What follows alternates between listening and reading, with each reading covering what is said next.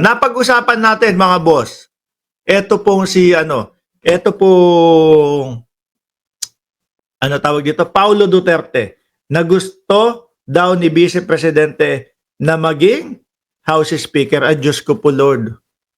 Paano naman yun, Madam? Ano naman gagawin? Hindi nga natin alam kung alam ni Pulong Duterte nangyayari sa gobyerno eh. 'Di ba? Araw-araw absent daw. Oh, laging absent, laging nakasarado yung kanyang opisina. Ano gagawin? Tapos, kumpleto rekados. Pati yung mga anak nandoon sa kongreso din. Di po ba?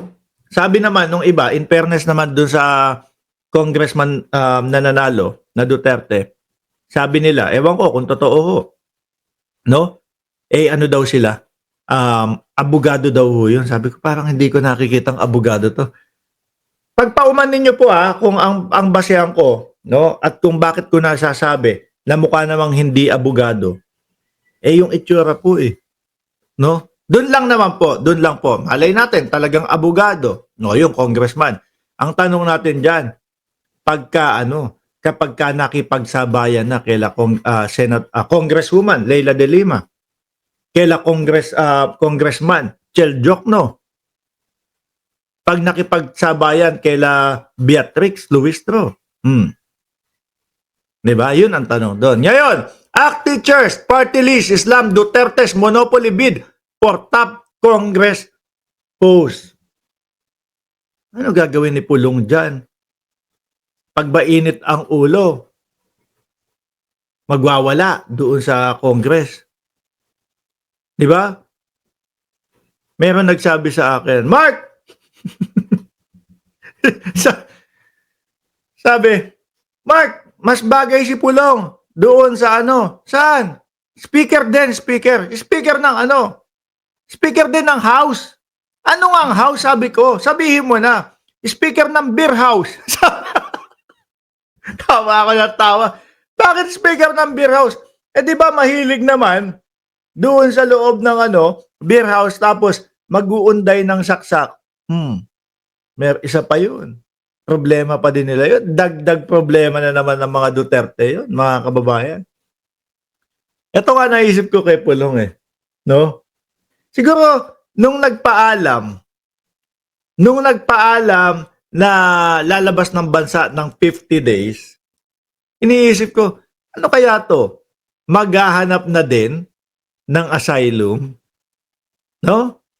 Sasabihin na din, na inuuto na din yung mga bansang papasyalan niya at sasabihin, naku, ginigipit kami ng gobyerno ng Pilipinas. Kasi mga bossing, di ba merong pinapasagot sa kanila patungkol do sa mga magnetic lifter? Yung napakarami. Tapos, merong mga witness din ho yan. Sila Jimmy Guban. Sabi ni Ralph Laur, live ba to, Boss Idol Mark? Opo, live po ito. No? Yung mga magnetic lifter, siguro para matakasan yung mga yon, makapag-ikot-ikot nga sa labas ng bansa. Makapagtanong kung sino kung sino yung tatanggap sa aking bansa. Di ba, mga bossing? Basahin natin to. The ACT Teacher Party List lambasted Vice President Sara Duterte proposal for her brother Davao City Representative Paulo Duterte to run for Speaker in the 20th Congress so that if he loses, he would become the House Minority Leader. Talagang gusto nila, kailangan may mga posisyon, Sabi ni Bernardo Pinera, Polsay lang si Puloy. Si Pulong ay parang commerce yata. Pasang-awa pa yata. Di po ba?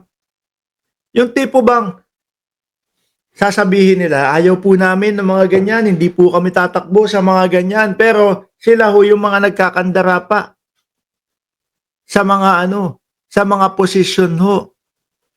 Mga bossing. J.C. Mo, Senior Deputy Majority Leader ng Congress, si Congressman Sandro Marcos. Saan na ba yun? Siya ang unang nag-submit ng pirma, correct. Oo. Kaya wala hong maniniwala doon sa sinasabi ni Tiangco na napilitan lang si Sandro, 'di ba? Biruin mo, sabihan yung nanay mo, tatay mo, tiyuhin mo, ipapapatay. Tapos sasabihin ng isang tao, napilitan lang po si Sandro Marcos eh. Sabi po nung nag-usap kami ng pribado, 'di ba? Siya na lang maging owner ng speaker na concert. Hindi kasi wala naman, alam natin na pala absent si Pulong. No. Kung yung distrito nga nila, mga kababayan, kung yung Davao nga nila patuloy pa din ang pagbaha. Wala pa ding nagiging lunas doon sa bayan nila.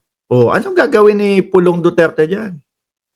Siguro iniisip ni Vice President Inday Sara Duterte, kung sakali si Pulong ang papalit sa akin bilang Vice Presidente. Sino kaya? Ngayon, naisip ko mga kababayan, kung sakali na si Vice Presidente Inday Sara Duterte ay na-impeach, syempre hindi na pwedeng tumakbo yan sa pagka-presidente sa 2028. Sino kaya ang ilalatag ng PDP o ng mga Duterte? Si Pulong? Tingin ko si Pulong, wala, tagilid na lalo yan. Imposible na. Ano?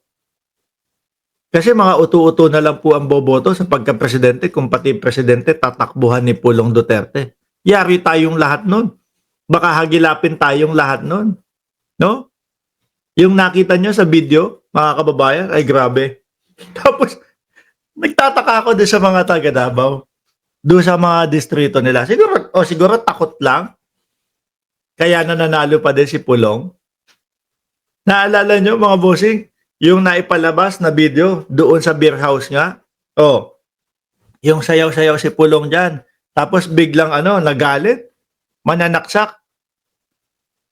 Di mo ba? Pagkatapos nung video na yun, panalo pa din.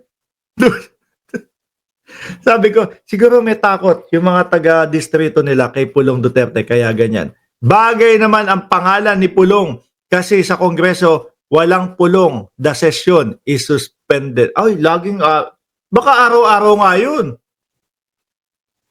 Di ba? Baka araw-araw nga, suspended ang session. Wala. Bakit? Wala yung House Speaker, absent. Yung House Speaker, wala. Nasaan? Namasyal. Kailan ang balik? After 50 days. Bakit? Baka naghahanap ng asylum. No? Baka naghahanap ng mauutong bansa na tatanggap sa kanila. Sabi ni Damien, Haid 666, walang takot. Baka may tama, mga taga Davao.